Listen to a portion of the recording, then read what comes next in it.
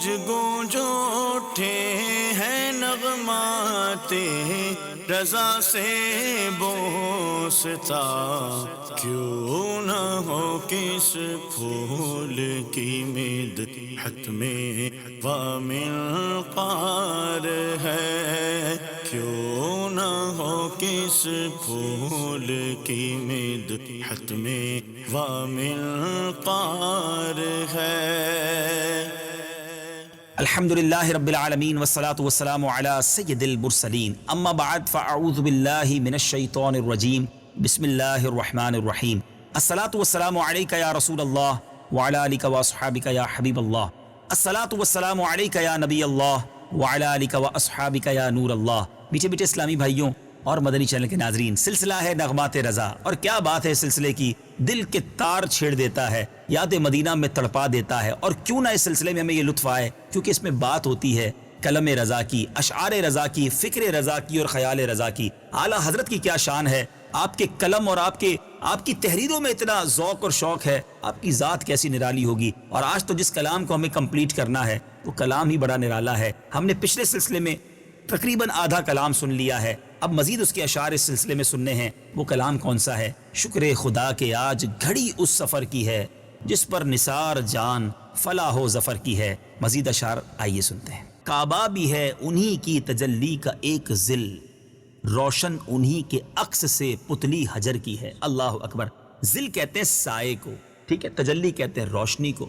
اب پتلی حجر کی، حجر اسود کا جو سیاہ رنگ ہے نا، جو دیوار کعبہ میں نصب ہے، وہ آنکھ کی پتلی جیسا لگتا ہے نا، ٹھیک ہے نا، آنکھ کی جو پتلی ہے حجر اسود ویسا ہی ملتا جلتا ہے۔ اعلیٰ حضرت امام اہل سنت کیا خوبصورت بات لکھتے ہیں کہ ہم کعبے کی عظمت کا انکار نہیں کرتے بلکہ دل و جان سے اس کی فضیلت کو مانتے ہیں، کیونکہ کعبہ معظمہ بھی ہمارے آقا علیہ الصلوۃ والسلام کے انوار و تجلیات تجلی کا ایک پرتو ہے۔ نور کے جلوے سے ہی، میرے آقا کے نور کے جلوے سے ہی حجر اسود روشن و منور ہے اور کائنات میں اپنا فیض تقسیم کر رہا ہے۔ حضرت عمر رضی اللہ تعالیٰ عنہ نے حجر اسود کو چومتے ہوئے یہی تو کہا تھا کہ اے پتھر میں تجھے کبھی نہ چومتا، میرے آقا نے چونکہ تجھے چوما ہے اس لیے نبی پاک کی سنت کو ادا کر رہا ہوں۔ میرے آقا نے اس پتھر کو کعبے میں نصب کیا ہے، ان کی برکتیں ہیں کہ آج حجر اسود ساری دنیا میں فیض لٹا رہا ہے۔ مزید کلیریفائی کرتے ہیں اگلے شعر میں، اور بات کہتے ہیں نا پوری کر دیتے ہیں، پنجابی کے اندر کہتے ہیں نا گل مکا دیتے ہیں۔ امام اہل سنت لکھتے ہیں ہوتے کہاں خلیل و بنا کعبہ و منا، لولاک والے صاحبی سب تیرے گھر کی ہے۔ اللہ اکبر۔ ذرا سمجھیے شعر کو۔ خلیل کہتے ہیں حضرت ابراہیم علیہ الصلوۃ والسلام کو خلیل اللہ ہیں۔ کعبہ سے مراد کعبہ مشرفہ، منا وہ مقدس وادی ہے جہاں حاجی اپنی زندگی کے یادگار لمحات دن اور رات گزارتے ہیں۔ اچھا، لولاک سے مراد کیا ہے؟ لولاک سے مراد یہ حدیث قدسی جو لولاک کی طرف اشارہ ہے، لولا کلمہ خلقت الافلاق، اللہ فرماتا ہے کہ اے محبوب اگر تجھے نہ پیدا کرنا ہوتا تو آسمان و زمینوں کو کسی کو نہ بناتا ہے۔ تو اب یہ لولاک اس طرف اشارہ ہے کہ لولاک والے صاحبی، یعنی صاحبی سے مراد میرے آقا، یہ ساری آقائی تیرے در کی وجہ سے ہے۔ اب بڑی پیاری مثال دی ہے اعلیٰ حضرت نے، بات سمجھ آ جائے گی کہ کیوں نبی پاک سے اتنا والہانہ پیار کرتے ہیں، کہ اگر نبی پاک نہ ہوتے تو کائنات ہی نہ بنتی، کیونکہ رب نے فرمایا نا محبوب تجھے نہ بناتا تو یہ دنیا ہی نہ بناتا، تو پھر کعبہ کہاں ہوتا؟ حضرت خلیل اللہ جو کعبے کے بنانے والے وہ کہاں ہوتے؟ یہ منا بھی نہ ہوتا، کیونکہ سب کچھ نہ ہوتا، جان ہے وہ جہان کی، جان ہے تو جہان ہے۔ تو کعبے سے بڑھ کر ہی عظمت ہوئی نا نبی پاک کی، جن کے سبب یہ کائنات بنی ہے۔ تو اعلیٰ حضرت کی لکھتے ہیں ہوتے کہاں خلیل و بنا کعبہ و بنا، لولاک والے صاحبی سب تیرے گھر کی ہے۔ اب ان دونوں شعروں کو ذرا سمجھیے گا، اگر ذہن میں کسی گوشے میں کوئی وسوسہ ہے تو وہ بھی نکل جائے گا کہ ہم کیوں کہتے ہیں ہے کعبے کا بھی کعبہ، میٹھے نبی کا روزہ۔ آپ لکھتے ہیں کعبہ بھی ہے انہی کی تجلی کا ایک ظل، روشن انہی کے عکس سے پتلی حجر کی ہے۔ ہوتے کہاں خلیل و بنا کعبہ و منا، لولاک والے صاحبی سب تیرے گھر کی ہے۔ کعبہ بھی ہے انہی کی تجلی کا ایک ظل، کعبہ بھی ہے انہی کی تجلی کا ایک ظل، روشن انہی کے عکس سے پتلی حجر کی ہے، پتلی حجر کی ہے۔ ہوتے کہاں خلیل و بنا کعبہ و منا، ہوتے کہاں خلیل و بنا کعبہ و منا، لولا لاکھ والے صاحب سب تیرے گھر کی ہے، 9 لاکھ والے صاحب سب تیرے گھر کی ہے، سب تیرے گھر کی ہے۔ اب میرے بیچ اسلامی بھائیوں، اس کلام کے 4 شاہکار اشعار اللہ اکبر جتنی بار پڑھیں ایمان تازہ کر دیتے ہیں۔ 2 عظیم معجزات کا تذکرہ بھی ہے اور ایک شاندار اصول بھی ان معجزات کے ذریعے خوبصورت استنباط ہے، ایکسٹریکٹ کر کے ہمارے لیے گویا ایک زبردست جس کو آپ کہیں میسج ہے ان اشعار کے اندر۔ میں یہ 4 اشعار کو ایک ساتھ ہی ڈیفائن کروں گا، ایک ساتھ ہی شرح کروں گا اور ایک ساتھ ہی اس کو سنیں گے، ایمان تازہ ہو جائے گا۔ توجہ آپ سب کی ضرور ہونی چاہیے۔ اعلیٰ حضرت لکھتے ہیں مولا علی نے واری تیری نیند پر نماز، اور وہ بھی عصر سب سے جو اعلیٰ خطر کی ہے۔ اعلیٰ خطر کہتے ہیں یعنی سب سے زیادہ خطرے والی، سب سے زیادہ اہم، کیونکہ عصر کا وقت جو ہوتا ہے نا بڑا شارٹ ہوتا ہے، تھوڑا سا وقت ہوتا ہے، تو نمازی جو ہوتے ہیں وہ بڑا خیال رکھتے ہیں کہ عصر جلدی ختم ہو جائے گا ٹائم، تو اعلیٰ خطر والی نماز ہے، ٹائم پہ فوراً پڑھ لینی ہے ورنہ نماز نکل جائے گی۔ اچھا ہوا کیا تھا؟ خیبر سے واپسی کا وقت تھا اور مقام صحبہ میں مولا علی کے ساتھ نبی پاک علیہ السلام بھی جلوہ گر تھے۔ پیارے آقا نے نماز عصر ادا کی اور آرام کرنا چاہا۔ اللہ اکبر، مولا علی کی قسمت پر ہماری جانیں قربان۔ پیارے آقا نے مولا علی کرم اللہ تعالی وجہ الکریم کی گود مبارک میں آرام کیا۔ اللہ اکبر، کیسا دیدار نصیب ہوا مولا علی کرم اللہ تعالی وجہ الکریم کو، خدمت بھی کیسی نصیب ہوئی۔ اچھا ٹائم تھا عصر کا، مولا علی نے نماز نہیں پڑھی تھی۔ وقت گزرتا گیا، سورج غروب ہونے کے قریب پہنچ گیا۔ بہت امپورٹنٹ بات کرنے جا رہا ہوں، نماز سب سے پہلا فرض ہے، سب سے بڑا فرض بھی نماز ہے۔ مولا علی سے بڑا عالم تو کوئی نہیں نا۔ میرے آقا خود فرماتے ہیں کہ میں علم کا شہر ہوں، علی اس کا دروازہ ہے۔ انہیں کیا نہیں پتا تھا کہ نماز سب سے بڑا فرض ہے، اور نبی پاک کا ہی فرمان ہے۔ ایک طرف آرام مصطفیٰ ہے، ایک طرف نماز جا رہی ہے، اور نماز بھی عصر کی جا رہی ہے۔ عقل تو یہ کہتی ہے کہ پیارے آقا سے عرض کر دیتے، پیارے آقا کو بیدار کرتے کہ حضور آپ ہی نے فرمایا نماز فرض ہے، آپ مزید آرام کریں گے تو نماز چلی جائے گی۔ مگر مولا علی کا ڈیسیشن دیکھ، مولا علی کا فیصلہ دیکھیے، نماز جاتی ہے تو چلی جائے، پیارے آقا کے آرام میں خلل نہیں آنا چاہیے۔ سب سے اہم فریضہ چھوڑ دیا۔ جی ہاں، مولا علی کرم اللہ تعالی وجہ الکریم جو شیر خدا ہیں، ایسا کیوں کیا مولا علی نے؟ آگے سنیے، آپ لکھتے ہیں اگلے شعر میں، صدیق بلکہ غار میں جاں اس پہ دے چکے، اور حفظ جاں تو جان فروز غرر کی ہے۔ اب اس کے مشکل الفاظ کے معنی سمجھتے ہیں۔ حفظ جاں یعنی جان کی حفاظت کرنا، اور فروز غرر کی مراد یہ ہے یعنی تمام فرضوں سے بڑا فرض، یعنی انسان کو اپنی جان بچانا جو ہے نا وہ بہت بڑا فرض ہے۔ جان بچانے کے لیے تو بہت ساری حرام چیزیں حلال ہو جاتی ہیں۔ مثال کے طور پہ کوئی بھوکا مر رہا ہے، کھانے کو کچھ نہیں ہے، وہ مردار کھا سکتا ہے۔ کوئی پیاسا مر رہا ہے، پینے کو کچھ نہیں ہے، کچھ تھوڑی مقدار میں وہ شراب پی سکتا ہے، کیونکہ جان بچانی ہے۔ جان بچانے کے لیے تو بڑی رعایتیں دی گئی کتابوں میں۔ اب کیا ہوا تھا؟ غار ثور میں پیارے آقا علیہ السلام سیدنا ابو بکر صدیق رضی اللہ عنہ کی گود میں آرام کر رہے تھے۔ سانپ نے کاٹ لیا، ایک طرف زہر پھیل رہا ہے، تکلیف ہو رہی ہے، تکلیف بھی اتنی کہ آنکھوں سے آنسو بہہ نکلے۔ عقل کہتی تھی کہ پیارے آقا کو جگاتے، بیدار کرتے کہ حضور سانپ نے کاٹ لیا ہے، مزید انتظار کروں گا تو مر نہ جاؤں۔ مگر سیدنا ابو بکر صدیق جو خلیفۃ المسلمین ہیں، خلیفہ اول ہیں، نبی پاک کے سب سے قریبی ساتھی ہیں، ان سے زیادہ علم والا کون تھا؟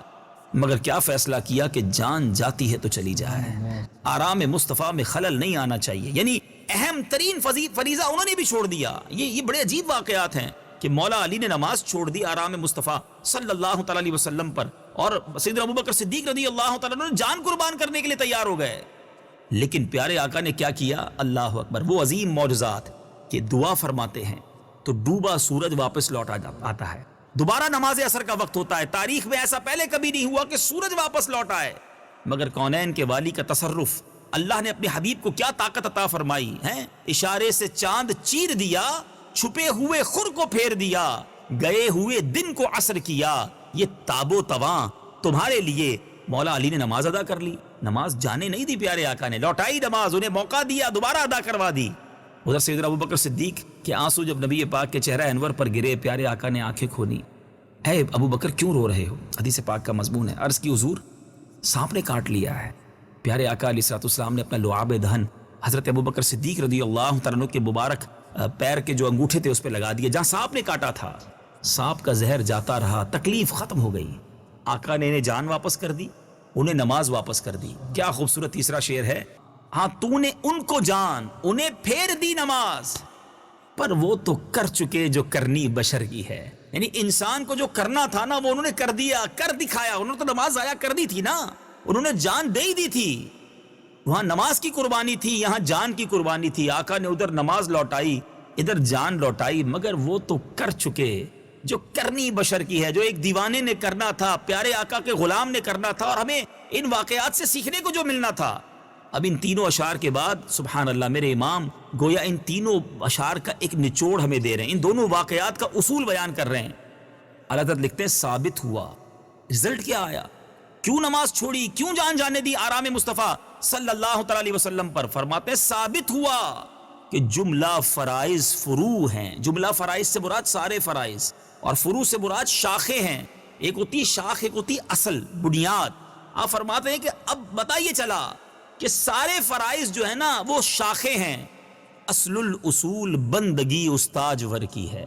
یعنی اصل اصول یہ ہے, اہم ترین بات یہ ہے کہ نبی پاک کی غلامی کی جائے. بندگی سے یہاں مراد غلامی ہے, یعنی پیارے آقا راضی ہو جائیں گے تو رب بھی راضی ہو جائے گا. یہ بہت سارے آپ کے مسکنسیپشن اور غلط فہمیوں کو دور کر دے گا. ان دونوں واقعات کو یاد رکھیے, یہ 4 اشعار یاد رکھیے. جب بھی عشق مصطفیٰ کی باری آئے, جب نبی پاک کا نام آئے تو اپنا سب کچھ قربان کرنے میں پیچھے نہیں ہٹنا چاہیے. یہاں لوگ کہتے ہیں یار کاروبار دیکھوں, فیملی دیکھوں, اپنے گھر کے معاملات دیکھوں, اور پیارے آقا کی سنت چھوڑ دیتے ہیں, نبی پاک کے فرامین کو بھلا دیتے ہیں, کمپرومائز کر لیتے ہیں. نہیں میرے بیچے اسلامی بھائیوں, اعلیٰ حضرت نے ہم سب کو ایک اور جگہ بھی بڑے پیارے انداز میں جھنجھوڑا ہے. اعلیٰ حضرت لکھتے ہیں نا, کروں مدح اہل دول رضا, پڑے اس بلا میں میری بلا, میں گدا ہوں اپنے کریم کا, میرا دین پارائے نہ نہیں. میرا دین روٹی کا ٹکڑا نہیں ہے کہ میں اسے بیچتا پھروں. تھوڑی تھوڑی بات پر ہم کمپرومائز کر لیتے ہیں اور کہتے ہیں نہیں جناب کرنا پڑتا ہے. نہیں,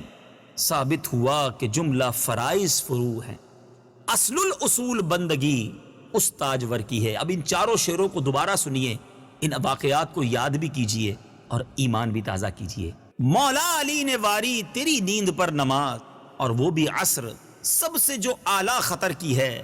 صدیق بلکہ غار میں جان اس پہ دے چکے, اور حفظ جان تو جان فروز غرر کی ہے. ہاں تو نے ان کو جان, انہیں پھیر دی نماز, پر وہ تو کر چکے جو کرنی بشر کی ہے.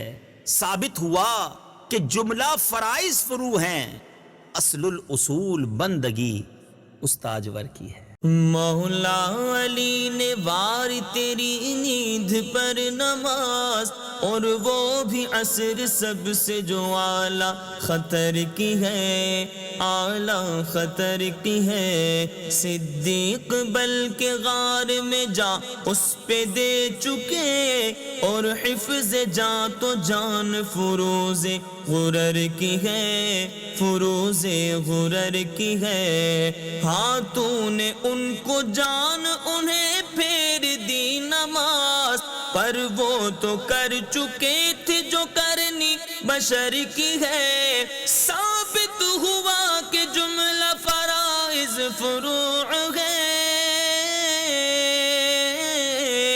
ثابت ہوا کہ جملہ فرائض فروع ہے.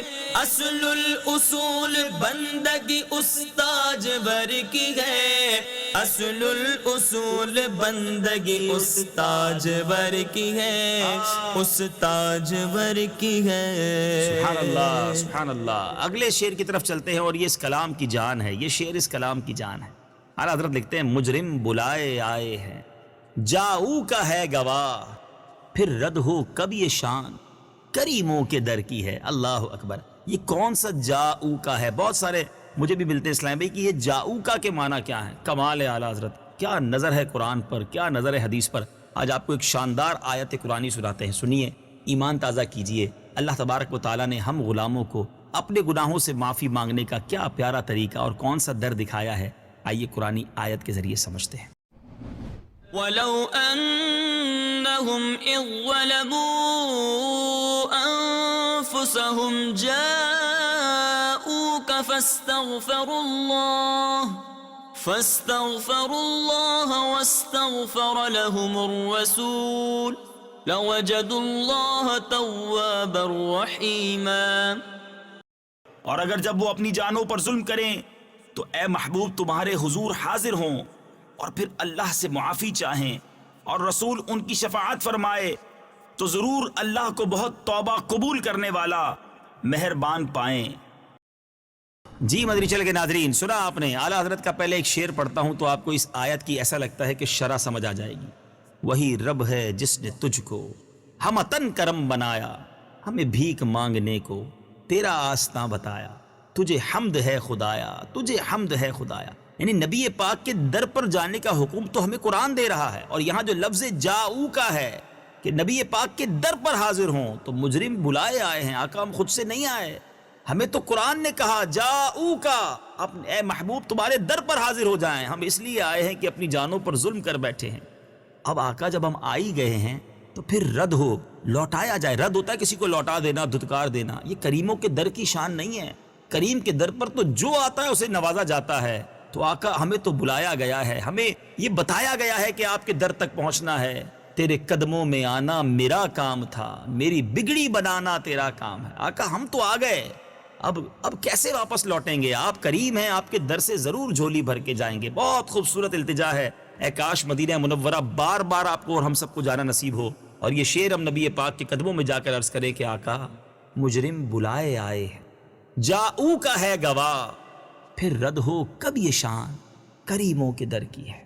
مجرم بلائے آئے ہیں جاؤ کہے گواہ، مجرم بلائے آئے ہیں جاؤ کہے گواہ، پھر رد ہو کب یہ شان کریموں کے در کی ہے، پھر رد ہو کب یہ شان کریموں کے در کی ہے، کریموں کے در کی ہے۔ سبحان اللہ سبحان اللہ۔ اب ذرا اگلے دو اشعار سنیے گا، بہت خوبصورت، بالکل نئی بات۔ اللہ اکبر، یعنی بات تو حقیقت ہے، کتابوں میں موجود ہے، مگر اشعار کے ذریعے جو کانسیپٹ کلیئر کیا ہے، جو بات سمجھائی ہے، ون آف امیزنگ۔ اللہ اکبر۔ آپ لکھتے ان کی نبوت، ان کی ابوت ہے سب کو عام، ام البشر عروس انہی کے پسر کی ہے، ظاہر میں میرے پھول حقیقت میں میرے نخل، اس گل کی یاد میں یہ صدا بل بشر کی ہے۔ اللہ اکبر۔ ذرا ان دونوں شعروں کو سمجھیے گا۔ ابوت کہتے ہیں باپ ہونا، ام البشر سے مراد حضرت حوا، ابو البشر حضرت آدم علیہ السلام ہے، اور ام البشر یعنی بشر کے والد، آدمیوں کے والد حضرت آدم، اور ام البشر حضرت حوا رضی اللہ تعالیٰ عنہ۔ اچھا، عروس سے مراد دلہن ہے۔ اچھا، نخل سے مراد درخت، اور صدا سے مراد آواز، پکار، اعلان کرنا۔ اچھا اب ذرا سمجھیے گا بات کو، بڑی بڑی کمال کی بات اعلیٰ حضرت لکھتے ہیں، اعلیٰ حضرت امام اہل سنت لکھتے ہیں کہ پیارے آقا علیہ الصلوۃ والسلام جو ہے نا، علماء کہتے ہیں کہ تمام عالم کے پدر مانوی ہیں، یعنی ہمارے والد حضرت آدم ہیں، لیکن مانوی طور پر ہم سب کے والد نبی پاک ہیں، کیونکہ سب کچھ پیارے آقا کے نور سے پیدا ہوا ہے نا، تو اسی لیے پیارے آقا علیہ الصلوۃ والسلام کا نام، پیارے آقا علیہ الصلوۃ والسلام کا جو نام ہے وہ ابو الارواح ہے۔